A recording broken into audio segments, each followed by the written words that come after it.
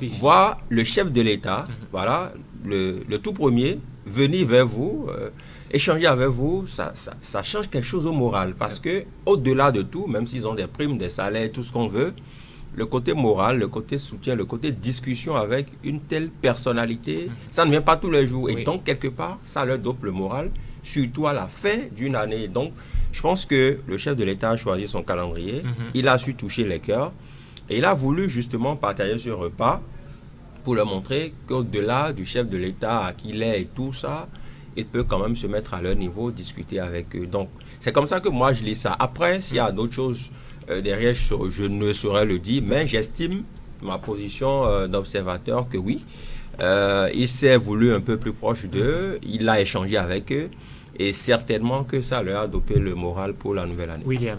Pour le moral, ça fait du bien.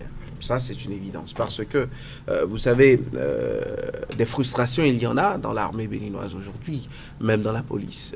Vous savez, Oundéyon est derrière les barreaux, il a ses soutiens. La brouille, Olivier Bokor, tentative de coup d'État. Quand on dit coup d'État, c'est indirectement étiqueté, et c'est l'armée. C'est l'armée. Vous savez, depuis la conférence nationale, ils ont décidé de retourner dans les casernes, ils n'en sont jamais sortis. Donc, dire qu'ils veulent fomenter aujourd'hui des coups d'État, des coups d'État, ça les épingle d'une manière ou d'une autre. Et il y en a qui ont leurs amis, leurs soutiens, qui ont des appartenances politiques. Patrice Talon a fait beaucoup de frustrés aussi avec la réforme de la retraite d'office, que ce soit à la police ou dans les forces armées béninoises. Il a reconnu que c'était à contre-cœur, mais que c'était pour revoir la pyramide. Mais des gens qui, à 10 ans de service, sont du jour au lendemain à la maison. Des gens qui, à 8 ans de la fin de leur carrière, sont à la maison. Des gens qui sont encore dans l'espoir de privilèges pendant 5 ans, 4 ans, que vous envoyez à la maison, pour une grande muette, pour la police. Attention, ce n'est pas facile. Fusion police républicaine, police nationale, gendarmerie, ça date de 7 ans aujourd'hui, que nous sommes en janvier 2025.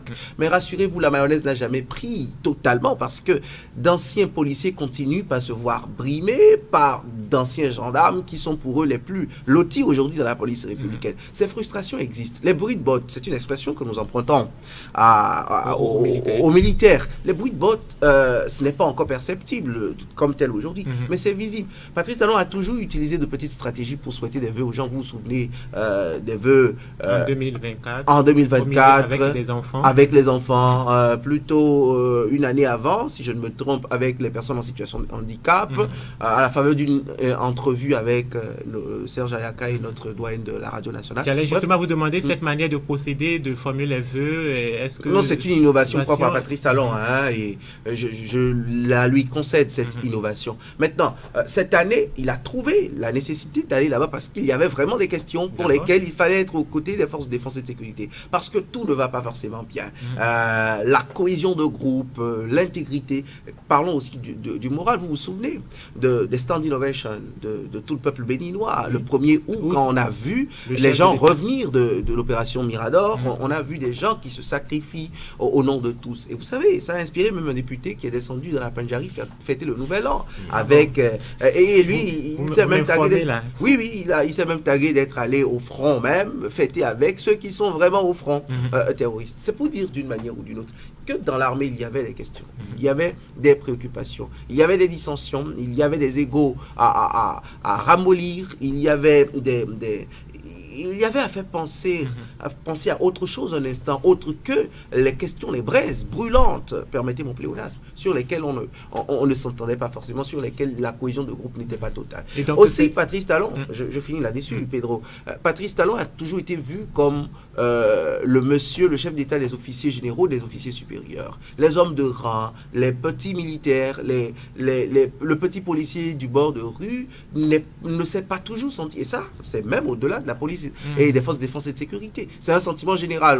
On pense que c'est un aristocrate, qu'il y a juste quelques-uns qui profitent de ce grand bénin aujourd'hui et qu'il y a un bas peuple qui est là dans la cherté de la vie, dans les pleurs, dans les jérémiades, dans les insatisfactions au jour le jour. Donc, cette action Oui. pour l'année 2024 que nous avons vécue, parlant défense et sécurité, parlant aussi de ces familles, des morts, des gens. Talon a pris des décrets pour les enfants, les ayants droit des gens qui meurent au front. La vice-présidente va suffisamment faire des honneurs, intégrer des gens à titre posthume dans l'ordre national, mais ce n'est pas suffisant. Je crois qu'on s'en rend compte. Est-ce que c'est suffisant pour galvaniser totalement? Je dirais non, mais est-ce que c'est un pas? Je répondrai oui.